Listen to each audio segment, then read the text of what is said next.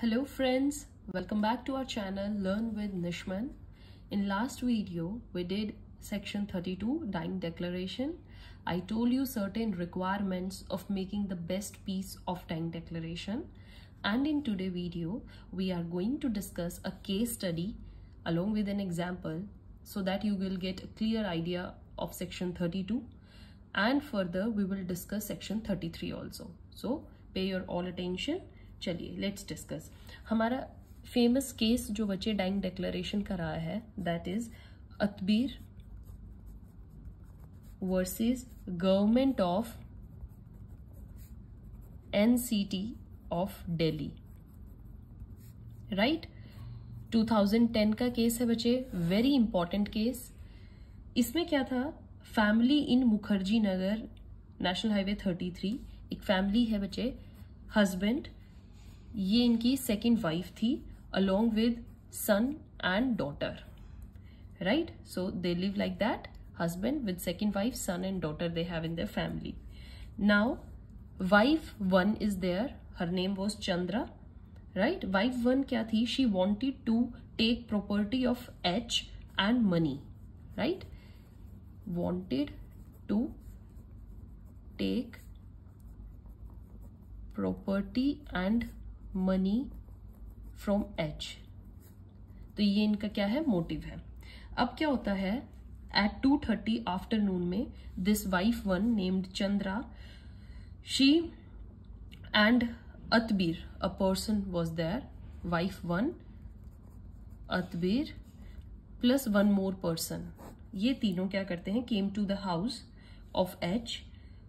Right, people around saw them outside the house, देखे हैं लोगों ने उनको बाद में. वाइफ वन क्या करती है, डिमांड मनी फ्रॉम किससे, W2 से. ओके, वाइफ टू से. Wife two refused. Now wife one क्या करती है, told Atbir and the one person to kill them. Right, तो वो किस किस को, son, daughter and the second wife. Okay, इन तीनों को क्या कर देते हैं, she told them to kill. Now what they do, ये तीनों को एक रूम में बंद कर देते हैं. राइट, बंद कर देते हैं रूम में, and then what they did is they kill them. After that clean the blood out of the veranda and they went away. Now a milkman came to the house and he saw blood. He got suspicious. Obviously any person after seeing the blood he do the same thing. Right, what he did, he informed people. He went to whom, Mr. Monga is the person, Mr. Monga. Right, who is he is relative of H. तो जो वो milkman है वो किनके पास जाता है, mister मोंगा के पास. अब क्या करते हैं, mister Monga took constable and went to the spot. ये कांस्टेबल को साथ में लेके कहां पर आते हैं, H के मकान में आते हैं. गर्ल वॉज अलाइव, उस टाइम पे जो डॉटर है she is little alive, and neighbours were trying to talk to her. Mr Monga and constable rushed to girl. Right, जाते हैं और गर्ल की वहां पर dying declaration, first dying declaration लेते हैं. Right, then what they do, they took girl to the hospital in police gypsy, जहां पर वो क्या करती है, सेकेंड डाइंग डेक्लेरेशन देती है. ओके, नाउ क्या होता है बच्चे, अब आफ्टर क्या होता है, हर थ्रोट वो स्लिट, क्रिटिकल कंडीशन है. They took her to the operation theatre. Police वहां पर क्या करती है, फिर रिकॉर्ड करती है उसकी डाइंग डेक्लेरेशन, जो कि थर्ड है. 3 डाइंग डेक्लेरेशन होगी.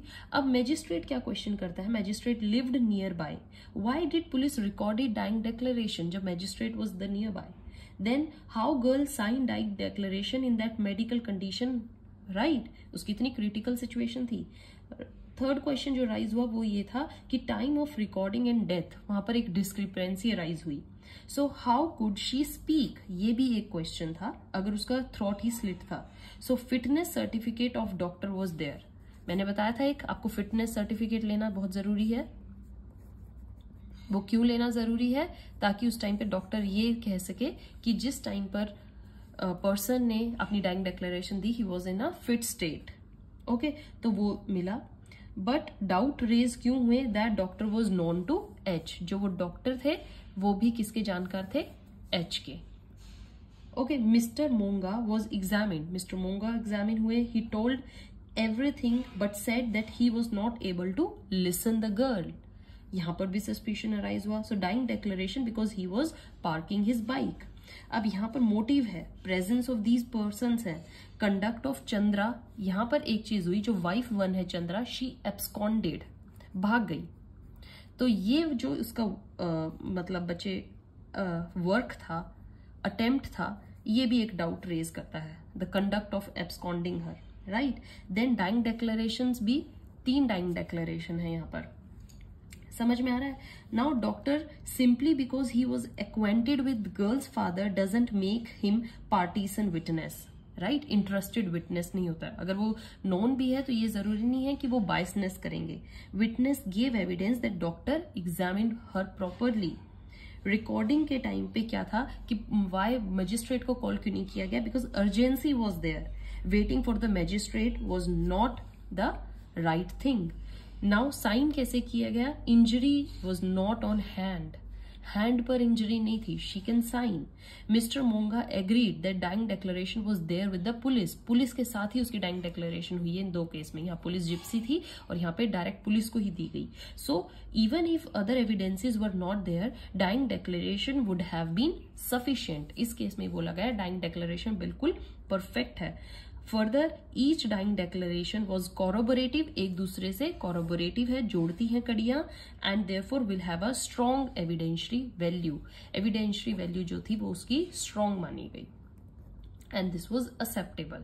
सो इतनी सारी कमियों के बावजूद भी, क्वेश्चन अराइज होने के बावजूद भी, इस एविडेंशियरी वैल्यू को स्ट्रॉन्ग माना गया. अब आपको Atbir versus government of NCT Delhi का केस अच्छे समझ में आया. It is related to dying declaration. Question अगर एग्जाम में आया, पीटी में आया, आई होप आप करेक्ट आंसर ही देंगे, राइट. अब बच्चे कुछ क्वेश्चंस अराइज होते हैं डाइंग डेक्लेरेशन से ही रिलेटेड, आपको आंसर पता होना चाहिए. फर्स्ट आता है, कौन रिकॉर्ड कर सकता है डाइंग डेक्लेरेशन को. अब आप इजीली बता सकते हैं. देखिए, डाइंग डेक्लेरेशन को कोई भी रिकॉर्ड कर सकता है. ऐसा कुछ नहीं है कि डाइंग डेक्लेरेशन सिर्फ मैजिस्ट्रेट, डॉक्टर या पुलिस द्वारा ही रिकॉर्ड हो. नो, बट कन्फेशन के केस में ऐसा नहीं है. It is admissible only to the judicial magistrate. But जो डाइंग डेक्लेरेशन मैजिस्ट्रेट रिकॉर्ड करता है उसकी वैल्यू ज्यादा होती है, राइट. उसकी एविडेंशियरी वैल्यू ज्यादा होती है. आई ऑलरेडी टोल्ड यू, अगर जुडिशियल मैजिस्ट्रेट के सामने होगी, बिकॉज कोर्ट 100% सेटिस्फाई होने पर ही रिकॉर्ड करती है. उसको सारे प्रोस एंड कॉन्स बताती है, उसके मेडिकली एग्जामिन करती है, सिचुएशन देखती है, प्रेशर देखती है कि उस पर कोई प्रेशर तो नहीं है, थ्रेट तो नहीं है ना. सो ऑन वैल्यू बेसिस क्या होता है, जुडिशियल मैजिस्ट्रेट की सबसे हाई वैल्यू होती है, फिर पुलिस की होती है, फिर डॉक्टर की होती है, एंड देन किसी थर्ड पर्सन की होती है, राइट. सो एविडेंशियरी वैल्यू आप डाइंग डेक्लेरेशन किसी को भी दे सकते हैं, but evidentiary value as I said कि वो हाई सिर्फ जुडिशियल मैजिस्ट्रेट के केस में होती है, and then it goes on. Now the next question which arised was essentials of dying declaration क्या होंगे, राइट. अगर आपको किसी को मेन पॉइंट्स बताने हो डाइंग डेक्लेरेशन के, तो आप क्या बताएंगे. फर्स्ट, जो व्यक्ति डाइंग डेक्लेरेशन दे रहा है वो कॉज ऑफ डेथ या सर्कमस्टेंसेज, इन 2 चीजों को जरूर बताए. आई टोल्ड यू 2 पार्ट होते हैं डाइंग डेक्लेरेशन के. फर्स्ट इज द एक्यूज्ड का नेम ही बताए. सेकंड, या फिर वो क्या बताए, फैक्ट्स या सर्कमस्टेंसेज बताए. एक्यूज्ड का मीन्स कॉज ऑफ डेथ बताए, राइट. सेकंड, वो जो सर्कमस्टांसेस बताएगा जिनमें ये सवाल उठे जिससे उसकी डेथ हुई हो, वो सर्कमस्टांसेस बताए, right. Cause of death of disease must be in question. अगर वह व्यक्ति बच जाता है, डेथ नहीं होती है, तो वह डाइंग डेक्लेरेशन के तौर पर एडमिसिबल नहीं है. He has to prove it further कि क्यों वो कॉज इतने ज्यादा थे कि उसकी डेथ होने वाली थी, right. Expectancy of death is not necessary. ये हमारे इंडिया में मेन है. इंग्लैंड में आई टोल्ड यू वहां पर एक्सपेक्टेंसी होनी जरूरी है. आपको लग रहा है कि आपकी मौत होने वाली है, बट इंडिया में ऐसा नहीं है. Then this dying declaration civil या क्रिमिनल मैटर दोनों में ही दी जा सकती है. ओके, अब आता है नेक्स्ट क्वेश्चन एविडेंशियरी वैल्यू पर. क्या किसी को डायरेक्ट अरेस्ट कर सकते हैं on the basis of just sole dying declaration, ये क्वेश्चन उठा. देखिए, सेक्शन 32 पर बहुत सारे जजमेंट्स हैं जिनमें ये बात है कि जो डाइंग डेक्लेरेशन है उसको सोल बेसिस पर डायरेक्ट कन्विक्शन हो सकती है, राइट. इट कुड हैपन अगर ये डाइंग डेक्लेरेशन रिलायबल हो तो. मतलब अगर आप फुली रिलाय करते हैं जुडिशियल मैजिस्ट्रेट को, कंप्लीटली ये होता है कि नहीं यहाँ पर ये कन्विक्शन का सोल बेसिस बन रही है, तो यस कन्विक्शन हो जाती है. This is your section 32. Now come to section 33. What section 33 tells us? देखिए बच्चे, section 33 is related to relevancy of certain evidences for proving in subsequent proceeding the truth of facts therein stated.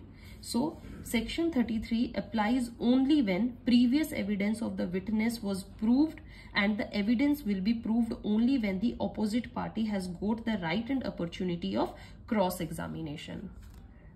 Okay, so section 33 को हम कब use करते हैं? जब evidences prove हो चुके हैं, राइट और evidences कब प्रूव होते हैं? जब जो सेकेंड पार्टी होती है या ऑपोजिट पार्टी होती है उसका क्या हो चुका हो, क्रॉस एग्जामिन हो गई हो. ठीक है, एविडेंसेस को हम प्रूव्ड तभी मानते हैं जब सेकेंड पार्टी को फुली चांस मिला हो क्रॉस एग्जामिन करने का. In both the proceedings the parties should either same और be representatives in the interest of former party. It is not necessary that both the proceedings should be of same nature. ठीक है, former proceeding can be of civil and subsequent, can be criminal proceeding and vice versa. Previous proceeding में evidences prove हो गए हो, अब जरूरी नहीं है जो नेक्स्ट प्रोसीडिंग हो वो सेम ही मैटर की हो, नहीं, वो सिविल से क्रिमिनल भी हो सकती है या कोई और अदर मैटर पर भी हो सकती है. The recording of evidences should be in the form of evidence recorded either before court in judicial proceeding और it should be before commissioner who is entitled to record the evidence. तो आपको पता लग गया, एविडेंसेस को या तो आप जुडिशियल प्रोसीडिंग में प्रूव कीजिए या रिकॉर्ड कीजिए या फिर बिफोर द कमिश्नर, तभी उन एविडेंसेस की वैल्यू मानी जाएगी और उनको प्रूव्ड माना जाएगा. राइट, बिफोर कमिश्नर कौन? Who is entitled to record evidence, जिसको ड्यूटी ही मिली है एविडेंसेस रिकॉर्ड करने की.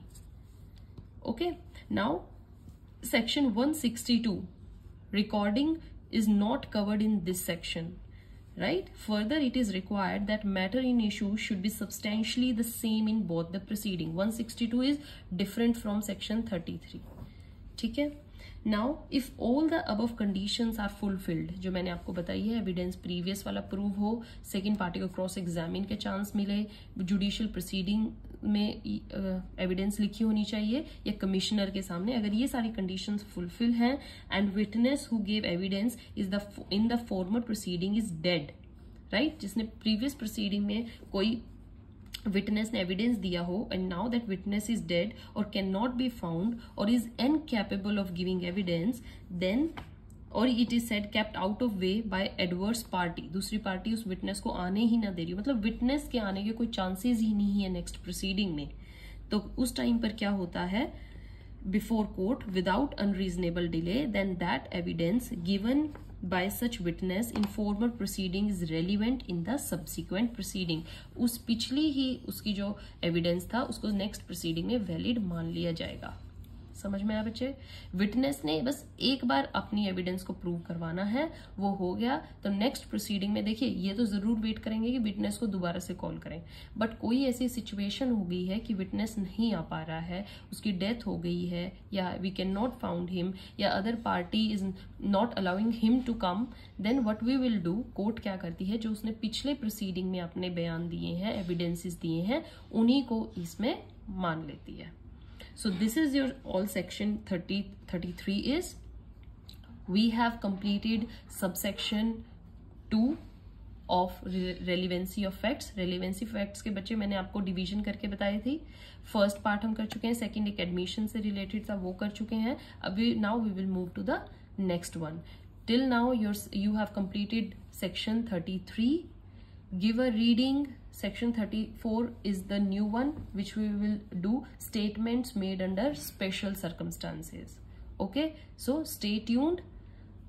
Till then keep reading section 32. I'm again saying very important. Have a good day. Thank you.